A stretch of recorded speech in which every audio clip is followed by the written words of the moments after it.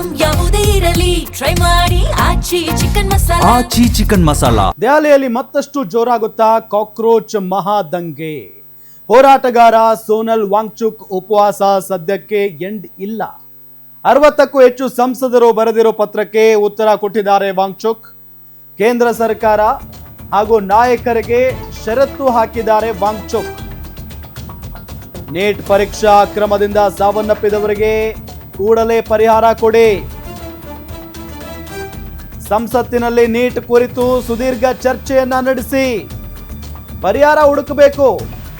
ಅಷ್ಟೇ ಅಲ್ಲ, ಶಿಕ್ಷಣ ಸಚಿವ ಧರ್ಮೇಂದ್ರ ಪ್ರಧಾನ್ ರಾಜೀನಾಮೆ ಕೊಡಬೇಕು. ಇಷ್ಟು ಬೇಡಿಕೆ ಈಡೇರುವವರೆಗೂ ಉಪವಾಸ ಅಂತ್ಯದ ಮಾತೇ ಇಲ್ಲ. ಉಪವಾಸ ಅಂತ್ಯಗೊಳಿಸಿ ಅಂತ ವಾಂಗ್ಚುಕ್ಗೆ ಪತ್ರ ಬರೆದಿದ್ರು ಸಂಸದರು. ಸೊ ಈ ಪತ್ರಕ್ಕೆ ಈಗ ಪ್ರತ್ಯುತ್ತರವನ್ನ ಕೊಟ್ಟಿದ್ದಾರೆ ವಾಂಗ್ಚುಕ್. ಸೊ ಆ ನಿಟ್ಟಿನಲ್ಲಿ ಮತ್ತಷ್ಟು ಜೋರಾಗುತ್ತಾ ಕಾಕ್ರೋಚ್ ಮಹಾದಂಗೆ ಅನ್ನೋ ಪ್ರಶ್ನೆ ಉದ್ಭವ ಆಗ್ತಾ ಇದೆ.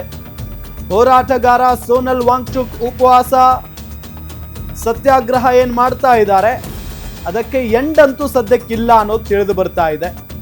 60ಕ್ಕೂ ಹೆಚ್ಚು ಸಂಸದರು ಬರೆದಿರೋ ಪತ್ರಕ್ಕೆ ಉತ್ತರವನ್ನ ಕೊಟ್ಟಿದ್ದಾರೆ ವಾಂಗ್ಚುಕ್. ಕೇಂದ್ರ ಸರ್ಕಾರ ಹಾಗೂ ನಾಯಕರಿಗೆ ಷರತ್ತು ಹಾಕಿದ್ದಾರೆ.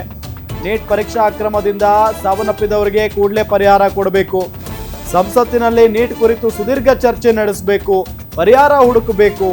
ಅಷ್ಟೇ ಅಲ್ಲ, ಧರ್ಮೇಂದ್ರ ಪ್ರಧಾನ್, ಶಿಕ್ಷಣ ಸಚಿವ ಧರ್ಮೇಂದ್ರ ಪ್ರಧಾನ್ ರಾಜೀನಾಮೆ ಕೊಡಬೇಕು. ಇಷ್ಟು ಬೇಡಿಕೆ ಈಡೇರುವವರೆಗೂ ಉಪವಾಸ ಅಂತ್ಯದ ಮಾತೇ ಇಲ್ಲ. ಉಪವಾಸ ಅಂತ್ಯಗೊಳಿಸಿ ಅಂತ ವಾಂಗ್ಚುಕ್ಗೆ ಏನು ಪತ್ರ ಬರೆದಿದ್ರು ಸಂಸದರು, ಅದಕ್ಕೆ ಉತ್ತರವನ್ನ ಕೊಟ್ಟಿದ್ದಾರೆ.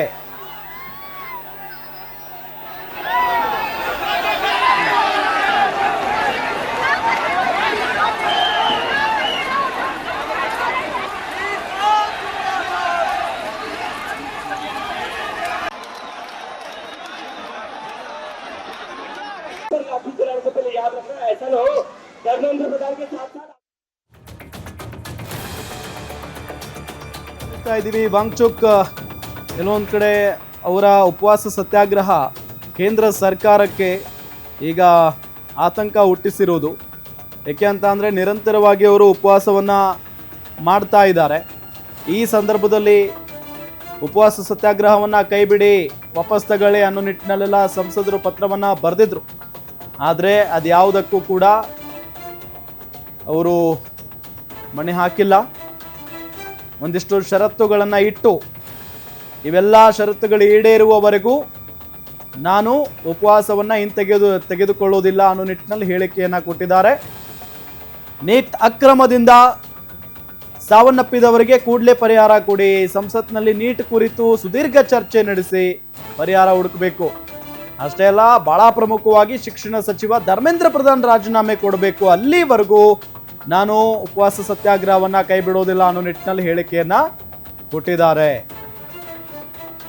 ಇದೇ ವಿಚಾರಕ್ಕೆ ಸಂಬಂಧಪಟ್ಟಂತೆ ಡೀಟೇಲ್ಸ್ ಕೊಡ್ತಾರೆ ನಮ್ಮ digital editor Dileep. News desk ಇಂದ ನೇರ ಸಂಪರ್ಕದಲ್ಲಿ ಜಾಯ್ನ್ ಆಗಿದ್ದಾರೆ. ದಿಲೀಪ್, ವಾಂಗ್ಚುಕ್ ಅವರ ಉಪವಾಸ ಸತ್ಯಾಗ್ರಹ ಯಾವಾಗ ಮುಕ್ತಾಯ ಆಗುತ್ತೆ ಅನ್ನೋ ನಿಟ್ಟಿನಲ್ಲಿ ಪ್ರಶ್ನೆ ಸಹಜವಾಗಿದ್ದೇ ಇತ್ತು. ಬಟ್ ಈಗ ಅವ್ರು ನೋಡಿದ್ರೆ ಉಪವಾಸ ಸತ್ಯಾಗ್ರಹ ಕೈ ಬಿಡೋ ಮಾತೇ ಇಲ್ಲ ಅಂತ ಹೇಳ್ತಾ ಇದ್ದಾರೆ, ಷರತ್ತುಗಳನ್ನ ವಿಧಿಸಿದ್ದಾರೆ. ಇದನ್ನೆಲ್ಲ ನೋಡ್ತಾ ಇದ್ರೆ ಈ ಹೋರಾಟ ಇಲ್ಲಿಗೆ ಮುಗಿಯೋ ಲಕ್ಷಣಗಳಿಲ್ಲ. ಖಂಡಿತ ರಾಮ್, ಏನಂದರೆ CJP ನಡೆಸ್ತಾ ಇರೋ ಹೋರಾಟ ಏನಿದೆ ಅದು ಧರ್ಮೇಂದ್ರ ಪ್ರಧಾನ್ ಅವರ ರಾಜೀನಾಮೆ ಪಡಿಬೇಕು ಅನ್ನೋದೇ ಅವರ ಮೊದಲ ಷರತ್ತು. ಆ ಮೊದಲ ಷರತ್ತು ಈಡೇರೋವರೆಗೂ ನಾನು ಯಾವುದೇ ಕಾರಣಕ್ಕೂ ನನ್ನ ಉಪವಾಸ ಸತ್ಯಾಗ್ರಹವನ್ನು ಅಂತ್ಯ ಮಾಡೋದಿಲ್ಲ ಅಂತ ಈ ಹಿಂದೆ ಕೂಡ ಸೋನಲ್ ವಾಂಗ್ಚುಕ್ ಸ್ಪಷ್ಟನೆ ನೀಡಿದರು. ಇದೀಗ ಅದ್ರ ಜೊತೆ ಇನ್ನೂ ಒಂದೆರಡು ಷರತ್ತುಗಳನ್ನು ವಿಧಿಸಿದ್ದಾರೆ. ಏನಂದರೆ ಈ ಒಂದು ಹೋರಾಟಗಾರರು ಏನಿದ್ದಾರೆ ಅವ್ರ ಮೇಲೆ ಯಾವುದೇ ಕಾರಣಕ್ಕೂ ಕ್ರಿಮಿನಲ್ ಕೇಸ್ಗಳನ್ನು ಹಾಕಬಾರ್ದು. ಏನು ಪೊಲೀಸರ ಮೇಲೆ ಹಲ್ಲೆ ಇರ್ಬೋದು ಅಥವಾ ಒಂದು ಉದ್ವಿಗ್ನ ಪರಿಸ್ಥಿತಿ ಉಂಟು ಮಾಡಿದ ಆರೋಪ ಇರ್ಬೋದು, ಅವೆಲ್ಲ ಆರೋಪಗಳ ಸಂಬಂಧ ಯಾವುದೇ ಕಾರಣಕ್ಕೂ ಅವ್ರ ಮೇಲೆ ಪ್ರಕರಣಗಳನ್ನು ದಾಖಲಿಸಬಾರ್ದು ಅನ್ನೋದು. ಜೊತೆಗೆ ಯಾರೆಲ್ಲ ಮೃತಪಟ್ಟಿದ್ದಾರೆ ವಿದ್ಯಾರ್ಥಿಗಳು ನೀಟ್ ಪರೀಕ್ಷೆ ಸಂದರ್ಭದಲ್ಲಿ ಅವ್ರಿಗೆಲ್ಲನೂ ಪರಿಹಾರ ಕೊಡಬೇಕು. ಅಷ್ಟೇ ಅಲ್ಲ, ಏನೊಂದು ಸಂಸತ್ತಿನಲ್ಲಿ ಈ ಕುರಿತಂತೆ ನೀಟ್ ಅಕ್ರಮಗಳ ಕುರಿತಂತೆ ಸಮಗ್ರವಾದ ಒಂದು ಚರ್ಚೆ ನಡೆಸಬೇಕು ಅಂತ ಹೇಳ್ಬಿಟ್ಟೆಲ್ಲ ಸೋನಲ್ ವಾಂಗ್ಚುಕ್ ಅವರು ಷರತ್ತುಗಳ ಪಟ್ಟಿಯನ್ನು ಇಟ್ಟಿದ್ದಾರೆ. ಹಾಗೆ ನೋಡಿದ್ರೆ ಇವತ್ತೇನು ರಾಹುಲ್ ಗಾಂಧಿ ಅವರು ಸಂಜೆ 4 ಗಂಟೆಗೆ ಪ್ರೆಸ್ ಮೀಟ್ ಮಾಡಿದ್ರು, ಅದರಲ್ಲೂ ಕೂಡ ಇದೇ ಮಾತುಗಳನ್ನು ರಾಹುಲ್ ಗಾಂಧಿ ಅವರು ಹೇಳಿದ್ದು. ಅದೇ ಮಾತುಗಳನ್ನು ಈಗ ಸೋನಂ ವಾಂಗ್ಚುಕ್ ಕೂಡ ಹೇಳ್ತಾ ಇದ್ದಾರೆ.